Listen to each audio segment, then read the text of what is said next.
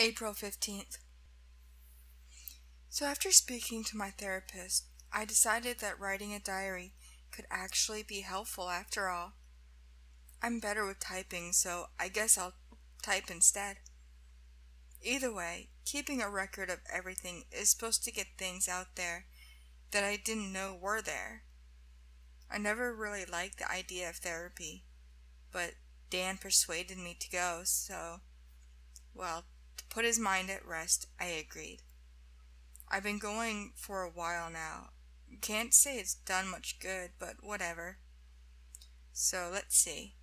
After the accident, I had trouble remembering things. I was apparently found in my house just before that, claiming that I couldn't leave or some crap. But it's not a memory.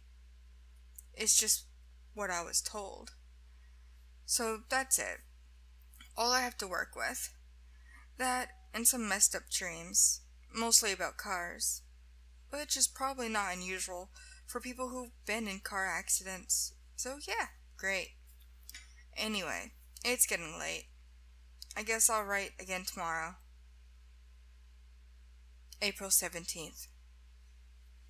Yeah, so I didn't write yesterday, but then nothing really came up, and well, yeah. I won't be writing every day, I guess. It's been raining all day today. I didn't go to work this afternoon as the office got flooded. Turns out they should have fixed that roof years ago. Dan's been quite the attentive boyfriend today. He brought me coffee and made me a tuna fish sandwich for lunch. Man, I could get used to this. April 18th. I went to the park with Dan today, just for a walk. The rain stopped, but the office needs cleaning up, so no work again today. I thought of Peter as I watched a young boy kick a ball around, with what I assumed to be his father. It reminded me of when we were young. Peter was always the protective older brother. I remember one time when we were playing in the back garden, I kicked the ball too hard, and it went straight through the neighbor's window. The neighbor, well, as you can well imagine, was not happy. But Peter took the blame. I will always feel bad about that. I think Dan has been worrying about me. I overheard him talking on the phone. He was saying that I seem quiet and subdued. I'll try harder to get back to normal. I just really hate him worrying. April 20th. Just learned today that our landlord wants to put the house up on the market. Great. Looks like we're well and truly fucked. April 26th. Just spent the past few days trying to find a decent place within our price range. Luckily, Dan's recently been promoted. Every little helps, I guess. We found a couple of places that seem alright, which is a start. How we're going to get somewhere at short notice, fuck if I know. Also, I saw my therapist today. Apparently, I've been making some good progress, whatever that means. Can't say I've noticed any significant changes. As for this medication, it's doing nothing for me whatsoever. I haven't really spoken about it with Dan, but I'm pretty sure he'll agree on me on this one. I think I might ditch it. April 27th. Okay, so today we viewed the perfect house. Perfect. 2 bedrooms, 1 ensuite bathroom, a nice kitchen, and a good-sized garden. It was amazing, in our price range and available by Sunday at the earliest. Dan and I both agreed it's exactly what we're looking for, so hopefully everything should move swiftly from here. I might be being a little pessimistic, but it all seems a bit too convenient. I don't know. I guess we'll see. May 2nd. Well, this is officially the last night we'll spend in this house. I am going to kind of miss it. But at least we're moving somewhere we actually want to go. It's all fallen nicely into place. Tomorrow morning we'll meet our new landlady at the house, and we'll be given our keys. Anyway, I should get some sleep now. I'll probably write again tomorrow. May 3rd. Today went smoothly, I'm happy to say. Our new landlady seems nice. She even bought us some fruit as a welcome gesture. Weird. People aren't usually that nice. It feels comfortable here, though. I think I'm going to really like it. Dan's been excited about finally having some guy space with the extra bedroom. It's only a box room, but whatever makes him happy.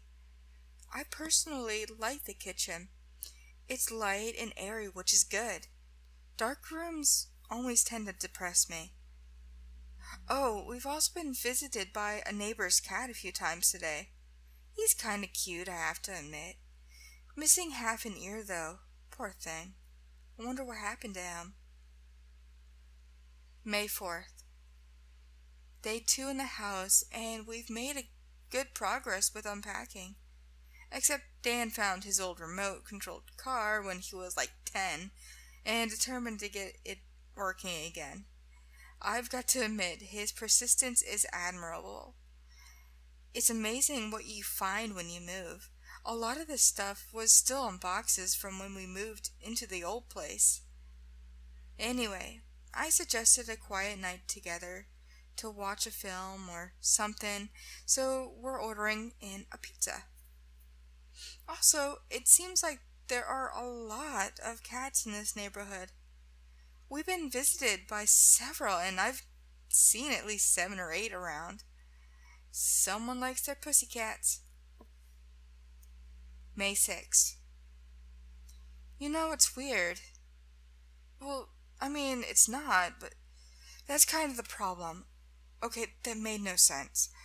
Basically, in horror films, for instance, it's always the new house where weird things start to happen and the new owners get all creeped out. But nothing strange is happening here. It's kind of weird because I feel like it should be. I don't know. Maybe it's just quieter than what I'm used to. I'll get used to it, I'm sure. I just read through that again, and I'm not making much sense. I need sleep. May 8th. Mr. Cadora visited today, a neighbor from across the street. He wanted to welcome us to the neighborhood. I thought it was nice. He seems friendly. I think maybe the cat we keep seeing belongs to him, and probably many of the others too. He seemed to be covered in cat fur. It made me think of Peter. He absolutely loved cats. May 9th. I saw Mr. Cadora packing his car up with old junk and stuff. I imagine he was getting rid of it. Should have asked if he mind dumping some stuff for us too. There's this old rug in the living room that absolutely needs to go. It reminds me of something. I don't even know how old it is, but it reeks of decay. Needs something fresh and modern. May 11th. Today I've been thinking about Peter a lot. I really wish he was here. Life was much livelier when he was around. This house makes me think of him for some reason. I like it, I think. May 16th. Finally back at work. They've temporarily fixed the roof. We're all just praying it'll hold out. None of us can afford to be out of work at the moment. This damn rain is persistent. Dan's been in a bad mood this evening.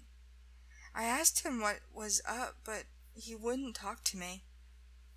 Something to do with work, I imagine. I never pry unless it's necessary. I was. That was weird. I thought I heard something. It was like a weird scraping, like a May 17th. I washed the car today with Diane's help. It was actually quite fun. We always try and spend weekends together, even if we're just watching TV, cuddled up on the sofa, or carrying out mundane, everyday tasks.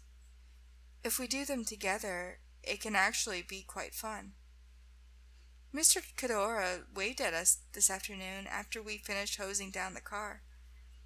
He was hauling a fish tank into his house. Kind of odd now that I think about it. Oh well. That's weird. I keep writing about him. He reminds me of Peter somehow. I haven't met any of the other neighbors, though I've seen a few of them. No sign of anyone next door, though. I think that house was empty. May 20th.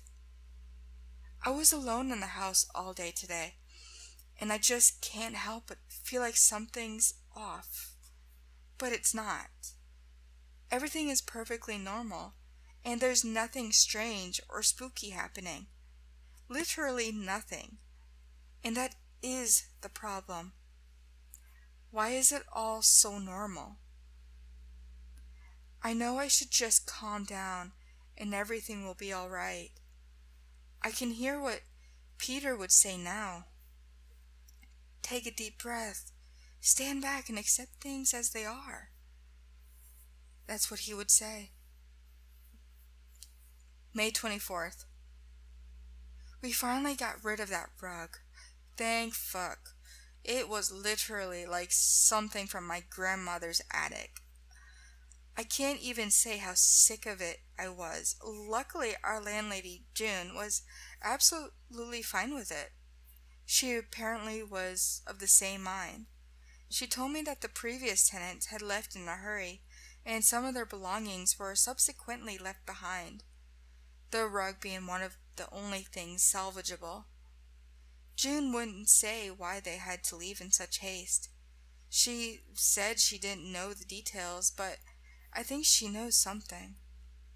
Anyhow, I suppose it really doesn't matter. I realize how stupid all this sounds, but I would say they left because there's something off about this place. But the thing is, there isn't. Absolutely nothing is strange. Everything has been completely normal, and that's what's unnerving me. Something is off because it isn't. Ugh. I know this makes no sense, and I'm not being rational.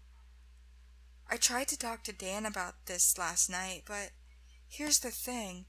When I mentioned this, he looked frightened somehow, like he knew something. It was only for a split second. He shook it off and told me that everything was fine. I could tell he had something else to say to me, but he held his tongue. He knows something. May 26th. It's 4 in the morning, and there's no way I can get back to sleep. I woke up about 2 hours ago from a nightmare. My therapist told me the dreams can be productive if I allow them. She told me they hold the key to the answers I've been seeking ever since that godforsaken accident. She told me to keep a diary of my dreams as well as this general diary. Apparently it can help my mind clarify things. So far I feel it's been counterproductive, but I'll keep trying. This is my dream. At first I was driving in a town I'd never been to before, and I was with an old friend of mine. We were going swimming in this lake. Everything was normal at first, but when we got into the water, it started to freeze over rapidly. I was trying to get out of the water, but I couldn't swim fast enough. The ice surrounded me and somehow pulled me underwater.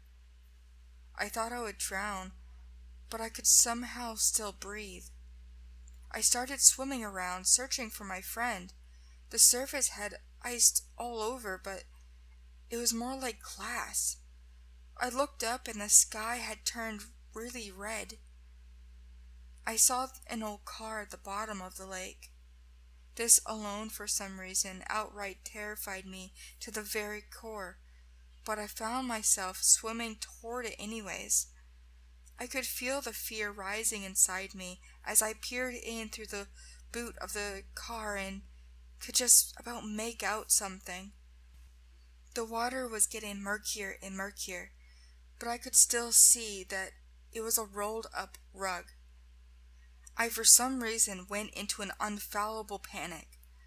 I just wanted to get away from that car, but as I tried swimming away, I felt something grab onto my ankle and pull me back. This was when I woke up. It's stupid. I mean, it doesn't exactly sound that horrifying. But remember now, it looked like the rug we just got rid of. Why am I dreaming about that? So stupid, but it was terrifying. I'm too afraid to go back to sleep now. I think I'll just go and watch some TV until Dan wakes up.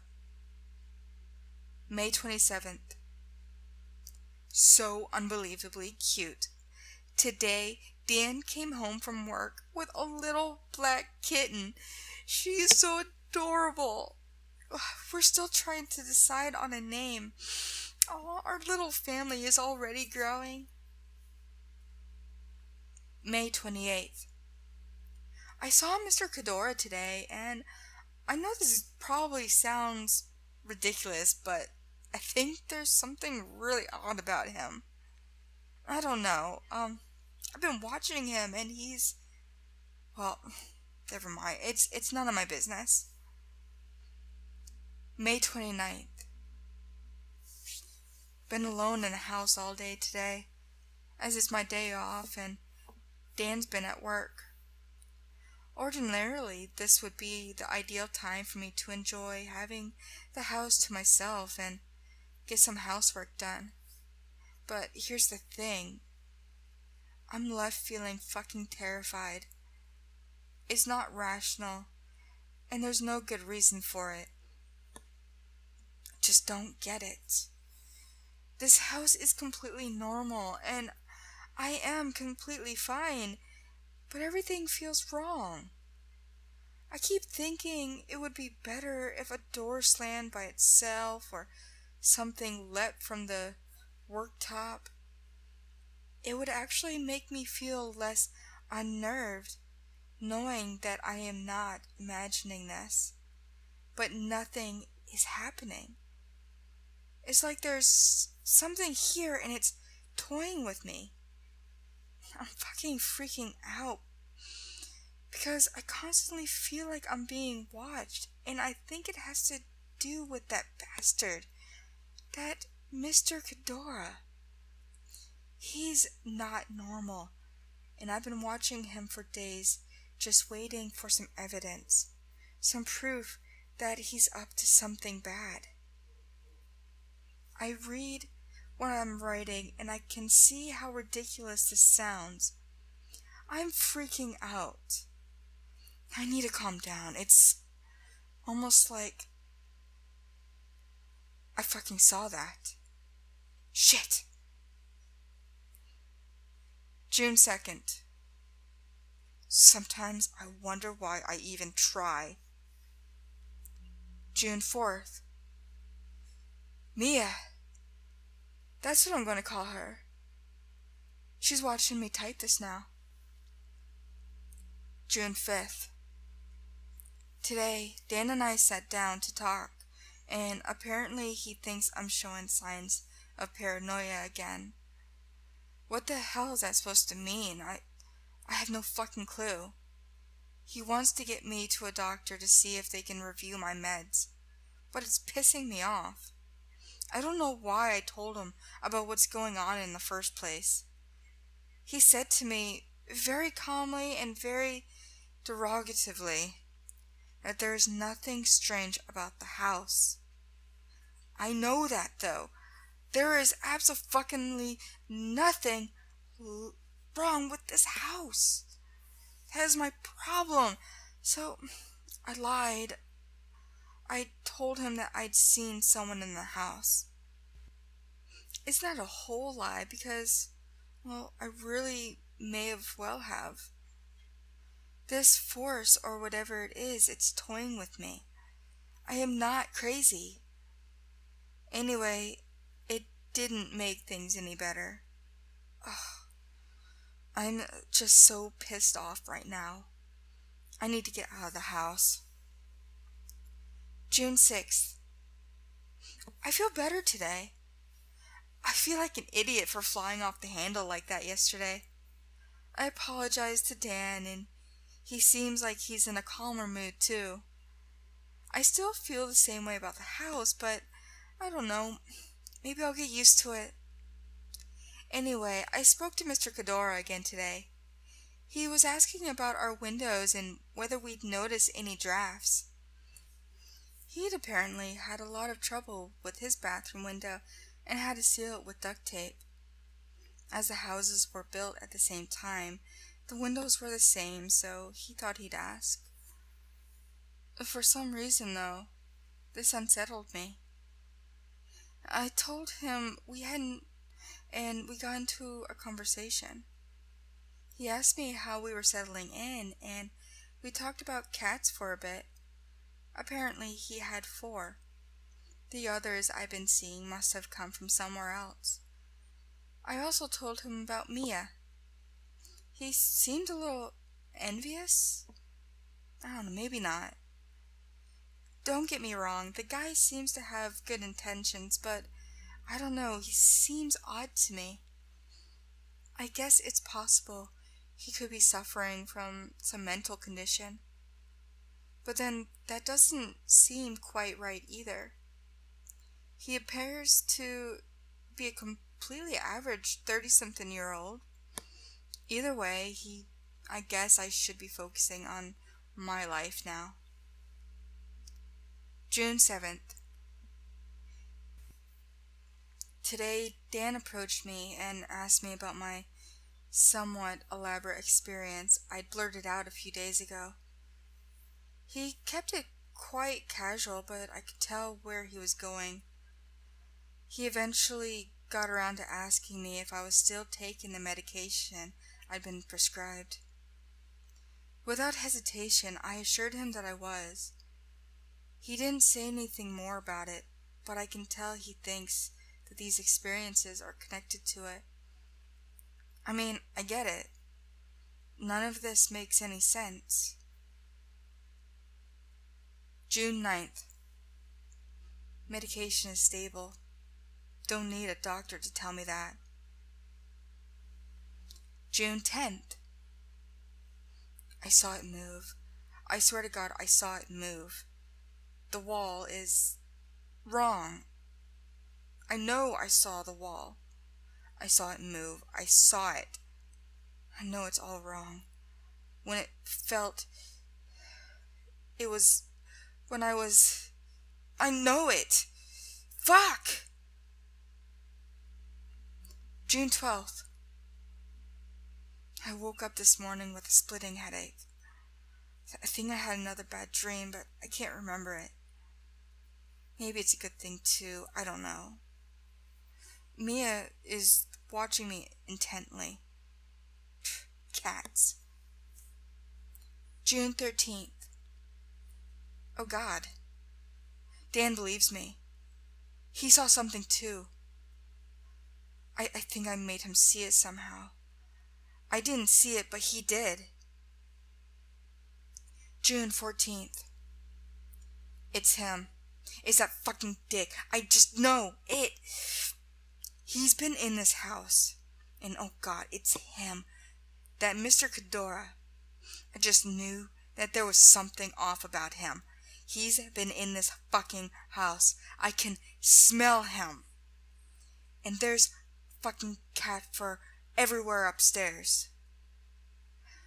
I'll be spending the rest of the day cleaning it up. I don't want Dan to know about this.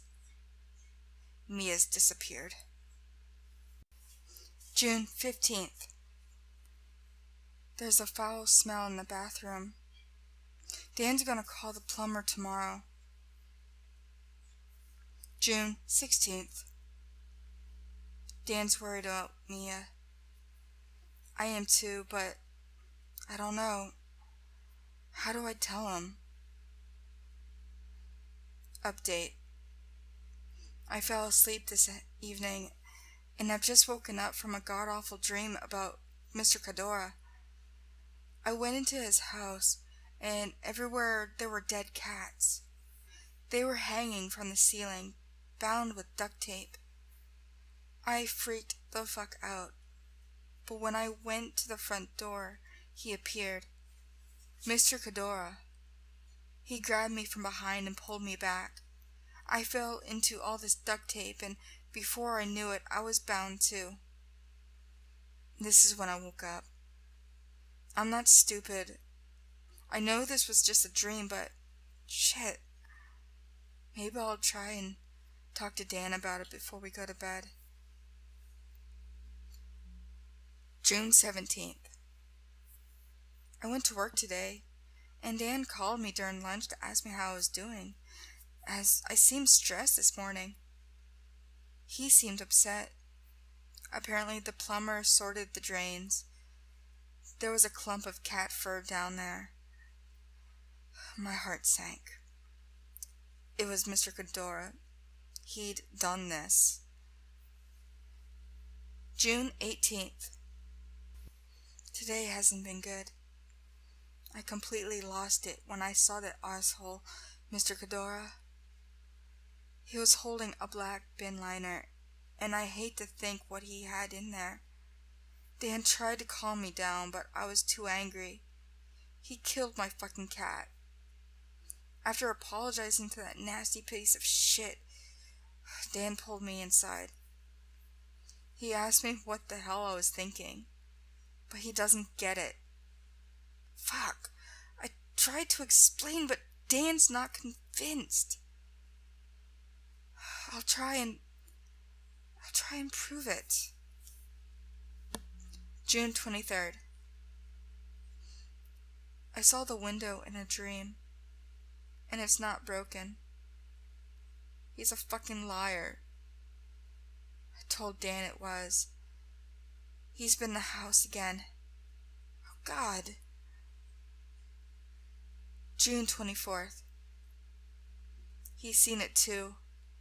Finally, Dan told me that if anything else happens, he'll call the police. Somebody's been moving our stuff at night. Somebody's trying to drive me fucking insane.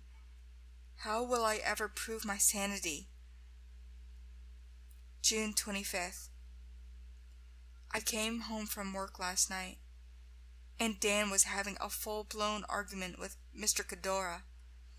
Apparently, his name is Lane. He told that asshole to leave us alone and to stop coming into our house at night. He of course denied he'd ever done such a thing, but Dan didn't believe him.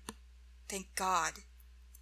This is definitely a strange way of putting it, but I feel kind of happy. Like I've been finally able to get him to believe. I'm not alone now. June 26th. I'm not alone. June 27th. I woke up this morning aching all over. I don't know what's wrong with me. I close my eyes and all I see is pain. I realize that doesn't make sense, but it's the only way I can describe it. Dan is immensely worried about me. He's been having me resting in bed all day. He hasn't said anything, but I can tell he's edgy. He knows we're not alone in this house. This is going to sound weird, of course, but I'm glad. We finally understand each other. All my hard work has paid off. Thank God I'm not alone in this. June 28th. There's a god-awful smell in this house, but I don't know if it's real or if it's just me. I tried to talk to Dan about it, but he told me he couldn't smell anything. He's so uptight. Now I'm kind of worried about him. Every time I enter the room, he recoils as if he's hiding something. No, like he's afraid of me. Or afraid of me finding out what he's been doing. I don't know. June 29th. Dan took me to the doctor today. I woke up this morning with bruises all over my body. I know that Dan knows what's going on here, but I think he's afraid to admit it. It's like he's desperately clinging to a thread of sanity that's going to snap at any moment. I can see it. We can. July 2nd. I got the water out. I lost it. Up with one that I got back from before when I fucking fell. That car I could feel under me. My legs broken beneath. I know. I did it. Peter. July 3rd. Fuck! That god-awful smell! Dan called June, the landlady. He can smell it now, too. No one knows what the hell to make of it.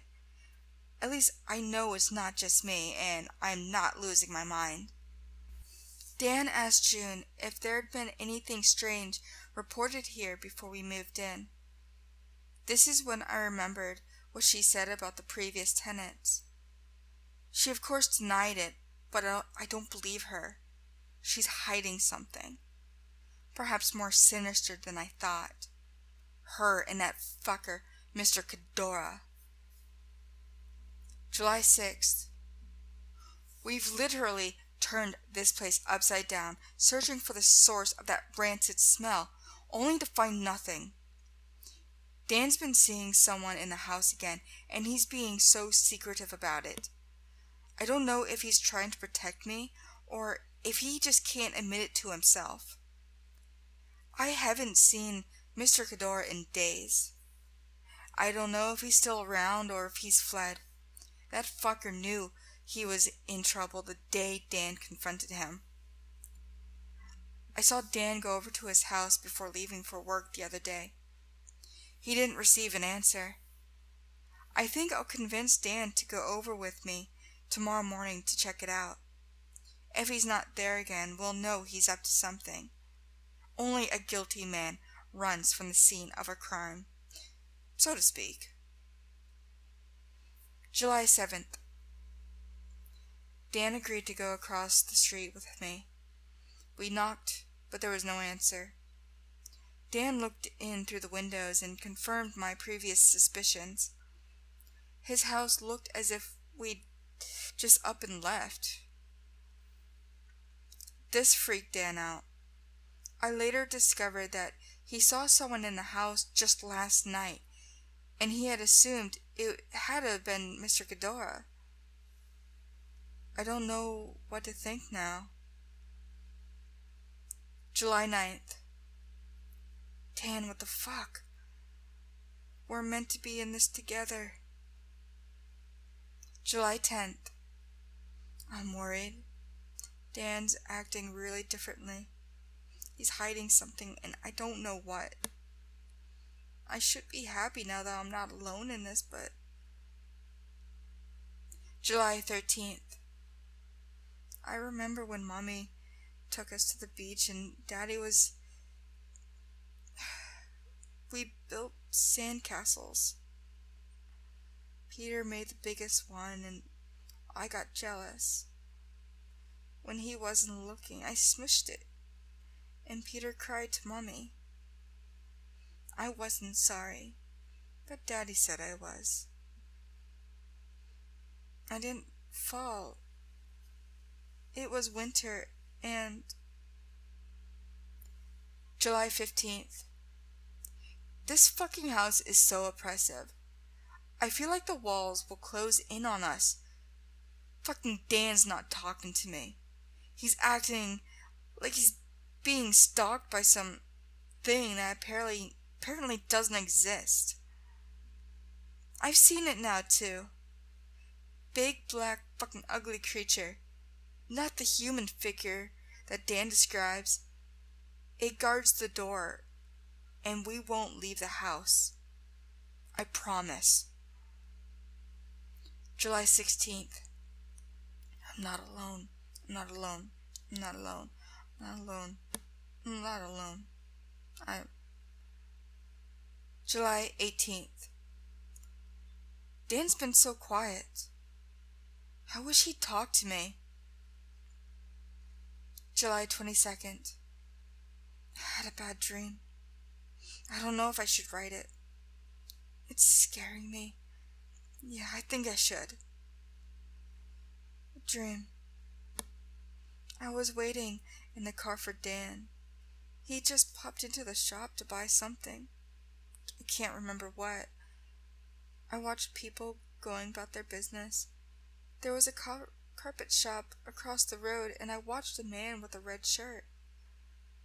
It was then that I had noticed that he had no face.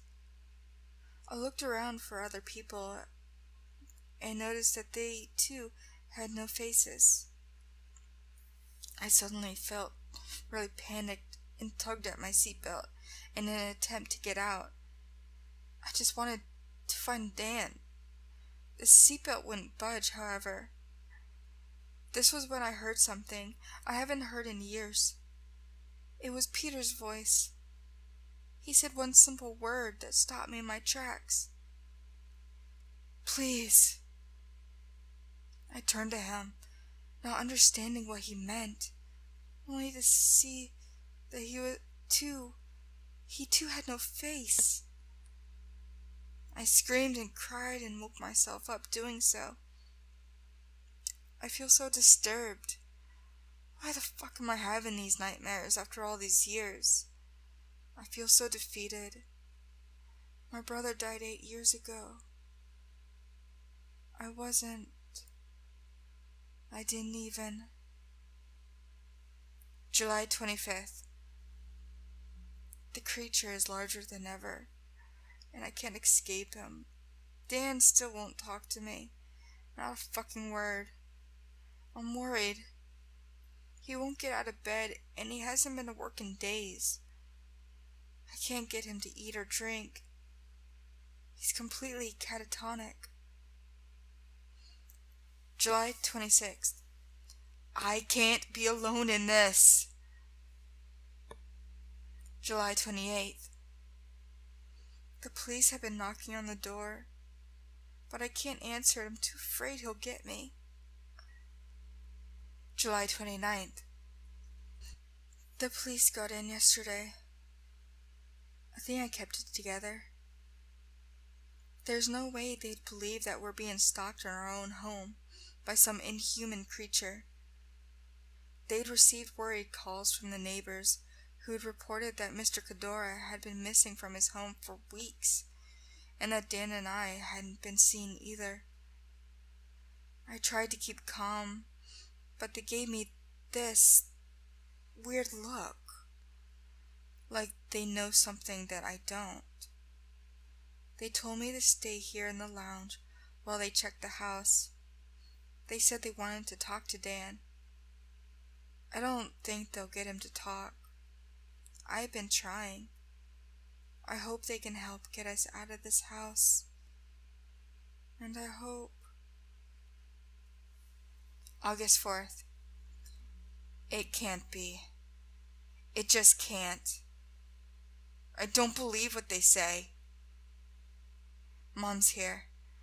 She says this has happened before. I don't understand. They say that Dan is dead. They say he's fucking dead. I just don't understand. I Doesn't make any sense. August 5th. They say it's not my fault. They treat me like I'm a child. Mom said it was the meds. She doesn't understand. None of them do. I fixed the lock like the old one, but it broke. We all lost him. All of us. Alone. August 6th.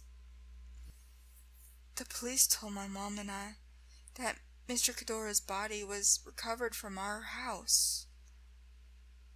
Our house. I don't get it. They're saying I killed them? Mom said it happened before. Why is no one talking to me? They keep me in this fucking room, and I have no clue what's going on. Like I'm a child. Like I'm incapable. August 12th. I understand now. Reading through this diary only confirms my greatest fears. They were right. I killed them. I don't want to be alone. But here's the thing. I've always been alone. Every step I took, I was alone. I have a condition. The accident wiped it from my memory, and I was so sure. I wasn't a killer. I was just a girl. Things are coming back to me, and it's late. I don't want to write about them tonight. August 13th. I'm a monster. After all that, and I was the fucking monster. I killed them. August 16th. I had a dream last night. Except it wasn't a dream. Mom's been here for me, but she only makes me more ashamed of myself. She loved me despite all I've done, and even I can't do that. It wasn't a dream. It was never a dream. It was a memory that I'd buried so deep I'd lost it. I'd lost me. God, I'm not even who I thought I was. It was midwinter and... oh, I've been having strange episodes. Peter only wanted to help, but he got too close. One night I snapped. When Mom and Dad weren't home, I took Peter for a drive. We were having fun, but then something changed. I felt confused, lost, afraid. The last thing I remember from that night is running barefoot up the beach. And I was lost. Mom got the police out to find both Peter and I. I was frozen, but Peter, they recovered his body from the car. He was wrapped in a rug. There was a lot of blood, and no one was ever quite sure what had happened, but it was my car, and I'd been driving with Peter. I'll never remember the details of what happened to Peter, but I know that I am the one responsible. Mom never wanted to believe it, but I was diagnosed with schizophrenia and some other anxiety disorder, but it caused me to have huge paranoia. None of this makes any sense to me. It's like a dream within a dream, one that feels real, but you know, it can't be happening to you. Mom says I should rest, that it's my illness and not me, but it is me. Whether I remember details or not, I will always know that I am responsible for the death of more than one human being. I don't know if I can live this way. August 17th. Mom's with me still, and I feel comforted. The medication's finally stabilized, and I'm calm. Well, as calm as someone in my position can be. I'm scared, but maybe with help I will get through this. Maybe with support I will be able to rebuild my life. August 18th. I can't sleep again. I think that maybe I could just get about my head around everything that's happened. But there's one minor detail that will not let me rest. You see, my mom's been here with me, holding my hand all the way. But the thing is, she died shortly after Peter. She killed herself.